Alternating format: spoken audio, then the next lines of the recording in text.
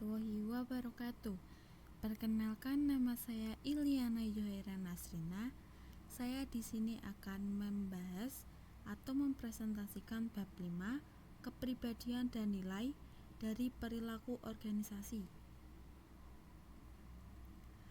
Kepribadian. Menurut Gordon Allport, kepribadian adalah jumlah total dan cara-cara seorang individu beraksi atas dan berinteraksi dengan orang lain. Kita sering mendeskripsikan bahwa kepribadian adalah sifat-sifat yang dapat diukur atas apa yang ditampilkan orang tersebut. Mengukir kepribadian. 1.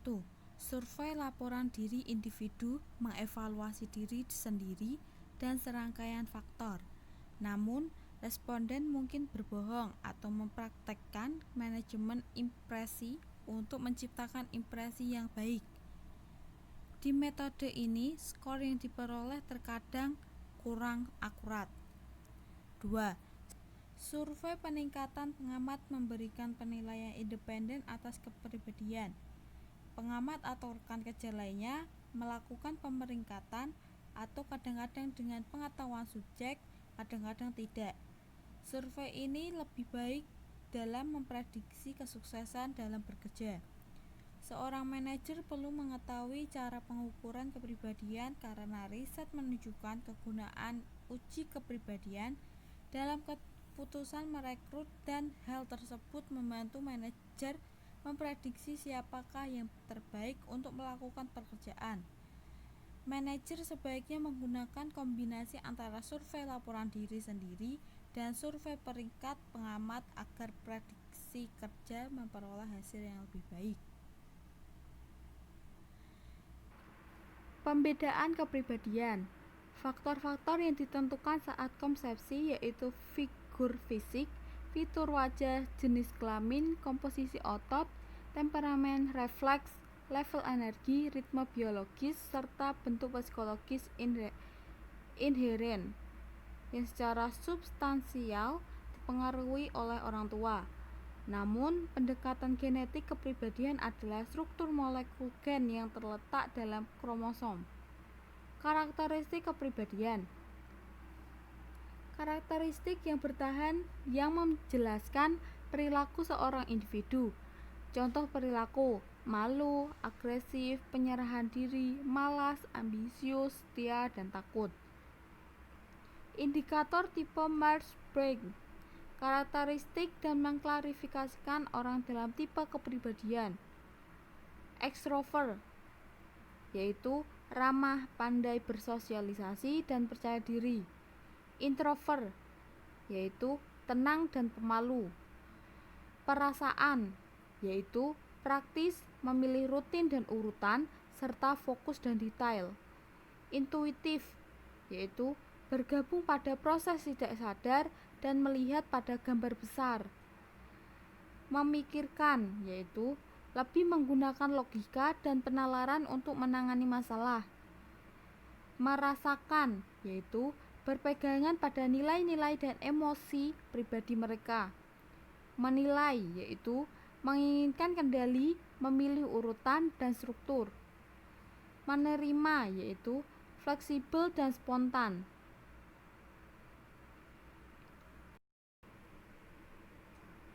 Model kepribadian 5 besar. Faktor-faktor 5 besar.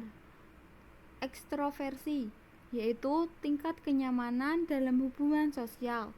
Skor tinggi dalam ekstrovert, bahagia, kinerja, dan integrasi interpersonal signifikan, banyak teman, berjiwa pemimpin, tanggung jawab, percaya diri, dan banyak absen.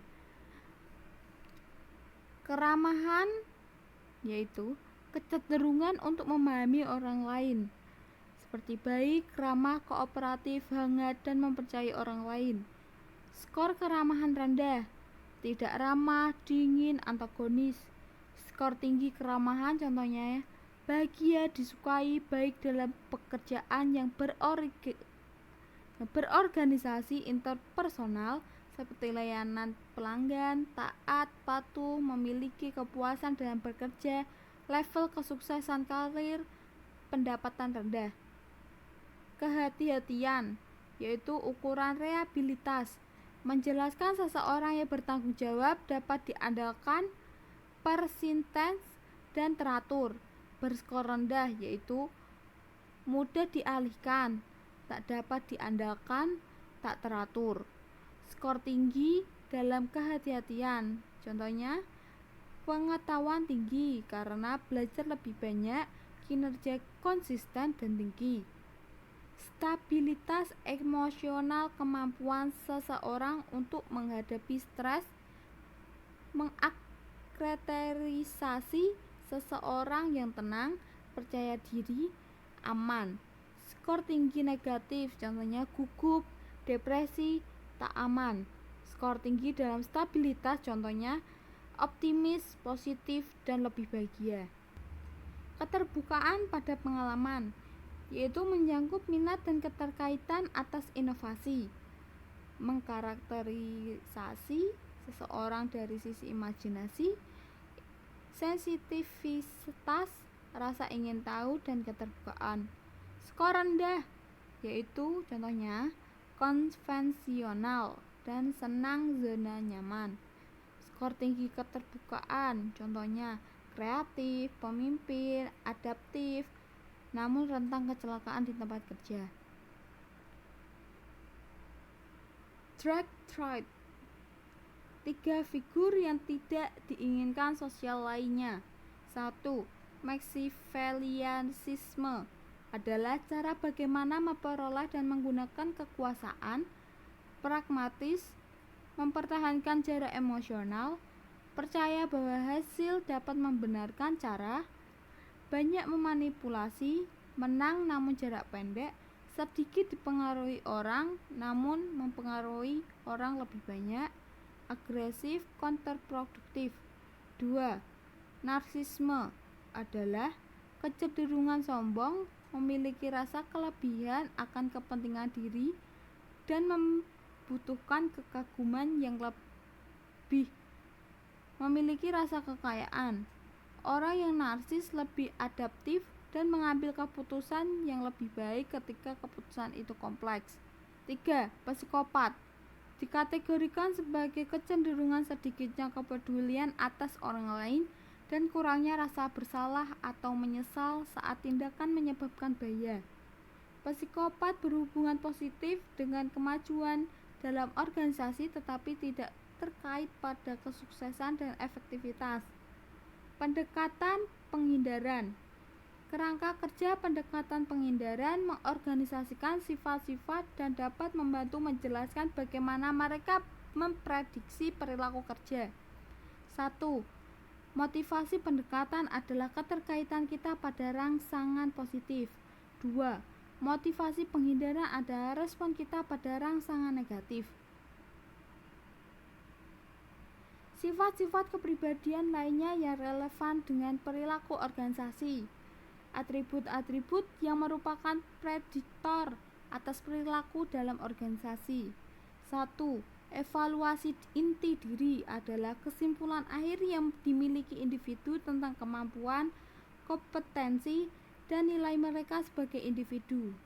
2. Pengawasan diri adalah suatu kepribadian yang mengukur kemampuan seseorang individu untuk menyesuaikan perilakunya dengan faktor-faktor situasional eksternal. 3. Kepribadian proaktif adalah orang-orang yang mengidentifikasikan peluang, menunjukkan inisiatif, inovatif, mengambil tindakan dan bertahan sampai perubahan yang berarti. Mereka memiliki kinerja dan kesuksesan karya yang lebih baik. Kepribadian dan situasi. Teori kekuatan situasi atau perilaku adalah sebuah teori yang mengidentifikasikan bahwa cara kepribadian bertransiasi dalam perilaku bergantung pada kekuatan situasi. Terdapat 4 elemen kekuatan situasi. 1.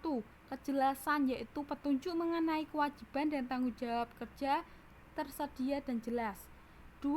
Konsistensi, yaitu petunjuk tentang kewajiban dan tanggung jawab cocok satu sama lain. 3. Batasan, yaitu tingkat kebebasan untuk memutuskan atau tindakan dibatasi kekuatan di luar kendalinya. 4. Konsekuensi, yaitu keputusan atau tindakan memiliki implikasi penting bagi organisasi. Teori aktivitas sifat memprediksi bahwa beberapa situasi, peristiwa atau intervensi mengaktifkan sebuah sifat lebih dari yang lain. Nilai adalah suatu bentuk keyakinan dari pribadi atau sosial, mengandung elemen penilaian karena terdapat ide-ide seorang individu mengenai apa yang benar, baik, atau diinginkan. Pentingnya nilai penting terhadap penelitian perilaku organisasional karena menjadi dasar pemahaman sifat motivasi individu. 1. Nilai terminal adalah hasil akhir yang diinginkan dari keberadaan sasaran yang diinginkan dicapai seseorang dalam hidupnya. Contohnya kesejahteraan, kesuksesan, kebebasan, kesehatan, dan kebaikan. 2. Nilai instrumental adalah mode perilaku yang lebih disukai atau alat untuk mencapai nilai terminal seseorang. Contohnya harapan diri, disiplin, serta orientasi sasaran. Nilai pada generasi. Kelompok kerja kontemporer yaitu mengelompokkan nilai-nilai dalam kerja menurut generasi atau angkatan kerja. Perilaku nilai terus menjadi dari satu angkatan ke angkatan berikutnya, namun tidak memastikan bahwa setiap orang pasti memiliki nilai yang sama dengan angkatan kerjanya. Dan nilai angkatan kerja di suatu negara dapat berbeda dengan negara lain. Angkatan kerja yang ada dalam situasi kerja saat ini ada lonjakan bayi X milenium dari tahun 1965 sampai 2000-an sampai sekarang. Itu ada generasi memasuki angkatan kerja, perkiraan umur, dan nilai-nilai kerja dominan. Bisa dibaca.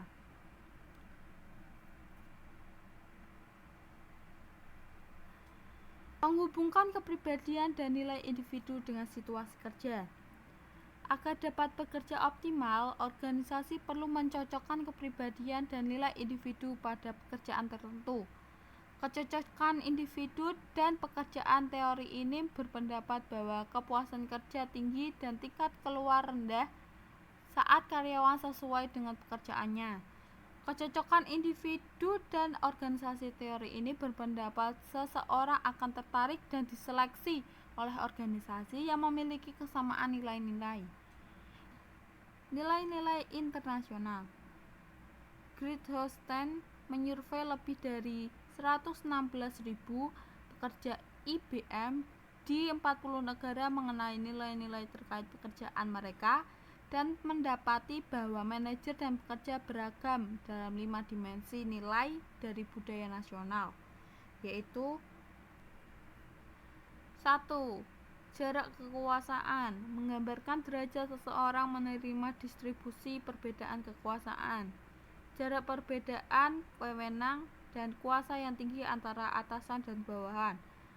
Budaya ini kurang menolerir kesetaraan. 2. Individualisme versus kolektivisme. Individualisme adalah tingkatan di mana individu lebih suka bertindak sebagai individu daripada sebagai anggota suatu kelompok dan menjunjung tinggi hak-hak individual. Kolektivisme menekankan kerangka sosial yang kuat di mana individu mengharap individu lain dalam kelompok mereka untuk menjaga dan melindungi mereka. 3. Maskulinitas versus feminitas. Maskulinitas merupakan tingkat di mana budaya menyukai peran-peran maskulin tradisional seperti pencapaian, kekuasaan, dan kendali berlawanan dengan pandangan pria dan wanita adalah sama. Feminitas berarti budaya melihat sedikit perbedaan antara peran pria dan wanita, serta memperlakukan wanita adalah sama dengan pria dalam segala hal. 4. Penghindaran ketidakpastian. Derajat sebuah negara mengutamakan situasi yang terstruktur, menghindari ketidakpastian dan ambigu, dan memiliki banyak aturan. 5. Jangka panjang versus jangka pendek. Orang-orang jenis jangka panjang cenderung melihat masa depan dan menghargai ketekunan dan kegigihan. Orang-orang jenis jangka pendek lebih menerima perubahan dan kurang mengacuhkan komitmen. Kerangka GLOBE untuk menilai budaya. Mengidentifikasikan 9 dimensi yang membedakan budaya nasional. Beberapa seperti jarak kekuasaan, individualisme atau kolektivisme, penghindaran ketidakpastian, diferensi jenis kelamin, atau mirip maskulinitas versus feminitas, dan orientasi masa depan, mirip orientasi jangka pendek dan jangka panjang. Perbedaan utama adalah bahwa kerangka GLOBE menambahkan dimensi-dimensi seperti orientasi kemanusiaan, tingkat di mana masyarakat menghargai individu yang altruistik, murah hati, dan baik pada orang lain, serta orientasi kerja atau tingkat di mana masyarakat mendorong dan menghargai anggota kelompok atas perbaikannya, kinerja, dan kesempurnaan.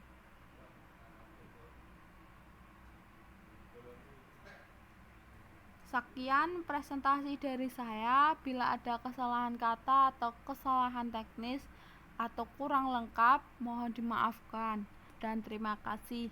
Wassalamualaikum warahmatullahi wabarakatuh.